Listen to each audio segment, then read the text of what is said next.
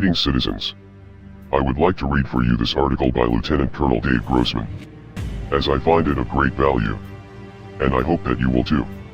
The following passage is from the book, On Combat, by Lieutenant Colonel Dave Grossman, U.S. Army, RET, and is reprinted with permission of the author. One Vietnam veteran, an old retired colonel, once said this to me: most of the people in our society are sheep. They are kind, gentle, productive creatures who can only hurt one another by accident. This is true. Remember, the murder rate is 6 per 100,000 per year, and the aggravated assault rate is 4 per 1,000 per year. What this means is that the vast majority of Americans are not inclined to hurt one another. Some estimates say that 2 million Americans are victims of violent crimes every year, a tragic, staggering number, perhaps an all-time record rate of violent crime. But there are almost 300 million Americans, which means that the odds of being a victim of violent crime is considerably less than 1 in 100 on any given year. Furthermore, since many violent crimes are committed by repeat offenders, the actual number of violent citizens is considerably less than 2 million. Thus there is a paradox, and we must grasp both ends of the situation. We may well be in the most violent times in history, but violence is still remarkably rare. This is because most citizens are kind, decent people who are not capable of hurting each other, except by accident or under extreme provocation. They are sheep. I mean nothing negative by calling them sheep. To me it is like the pretty, blue robin's head. Inside it is soft and gooey, but someday it will grow into something wonderful. But the egg cannot survive without its hard blue shell. Police officers, soldiers, and other warriors are like that shell, and someday the civilization they protect will grow into something wonderful. For now, though, they need warriors to protect them from the predators. Then there are the wolves, the old war veteran said, and the wolves feed on the sheep without mercy. Do you believe there are wolves out there who will feed on the flock without mercy? You better believe it. There are evil men in this world, and they are capable of evil deeds. The moment you forget that or pretend it is not so, you become a sheep. There is no safety in denial. Then there are sheepdogs, he went on, and I'm a sheepdog. I live to protect the flock and confront the wolf. Or, as a sign in one California law enforcement agency put it, we intimidate those who intimidate others. If you have no capacity for violence, then you are a healthy, productive citizen, a sheep. If you have a capacity for violence and no empathy for your fellow citizens, then you have defined an aggressive sociopath, a wolf.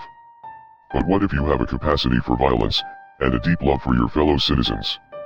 Then you are a sheepdog, a warrior, someone who is walking the hero's path. Someone who can walk into the heart of darkness, into the universal human phobia, and walk out unscathed. Everyone has been given a gift in life. Some people have a gift for science and some have a flair for art. And warriors have been given the gift of aggression. They would no more misuse this gift than a doctor would misuse his healing arts, but they yearn for the opportunity to use their gift to help others. These people, the ones who have been blessed with the gift of aggression and a love for others, are our sheepdogs. These are our warriors. Let me expand on this old soldier's excellent model of the sheep, wolves, and sheepdogs. We know that the sheep live in denial. That is what makes them sheep. They do not want to believe that there is evil in the world. They can accept the fact that fires can happen, which is why they want fire extinguishers, fire sprinklers, fire alarms, and fire exits throughout their kids' schools. But many of them are outraged at the idea of putting an armed police officer in their kids' school. Our children are dozens of times more likely to be killed, and thousands of times more likely to be seriously injured, by school violence than by school fires, but the sheep's only response to the possibility of violence is denial. The idea of someone coming to kill or harm their children is just too hard, so they choose the path of denial. The sheep generally do not like the sheepdog. He looks a lot like the wolf. He has fangs and the capacity for violence. The difference, though, is that the sheepdog must not, cannot, and will not ever harm the sheep. Any sheepdog who intentionally harms the lowliest little lamb will be punished and removed. The world cannot work any other way, at least not in a representative democracy or a republic such as ours. Still, the sheepdog disturbs the sheep. He is a constant reminder that there are wolves in the land. They would prefer that he didn't tell them where to go, or give them traffic tickets, or stand at the ready in our airports in camouflage fatigues holding an M16. The sheep would much rather have the sheepdog cash in his fangs, spray paint himself white, and go, BAA. Until the wolf shows up. Then the entire flock tries desperately to hide behind one lonely sheepdog. As Kipling said in his poem about Tommy the British soldier. While it's Tommy this, and Tommy that, and Tommy, fall behind. But it's pleased to walk in front, sir, when there's trouble in the wind. There's trouble in the wind, my boys, there's trouble in the wind.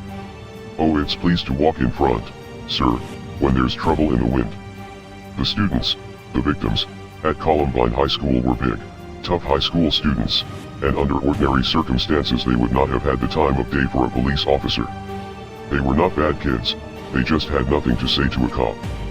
When the school was under attack, however, and SWAT teams were clearing the rooms and hallways, the officers had to physically peel those clinging, sobbing kids off of them. This is how the little lambs feel about their sheepdog when the wolf is at the door.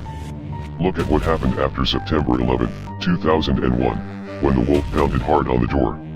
Remember how America, more than ever before, felt differently about their law enforcement officers and military personnel?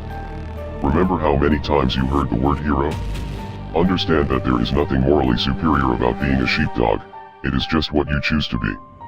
Also understand that a sheepdog is a funny critter, he is always sniffing around out on the perimeter, checking the breeze, barking at things that go bump in the night, and yearning for a righteous battle.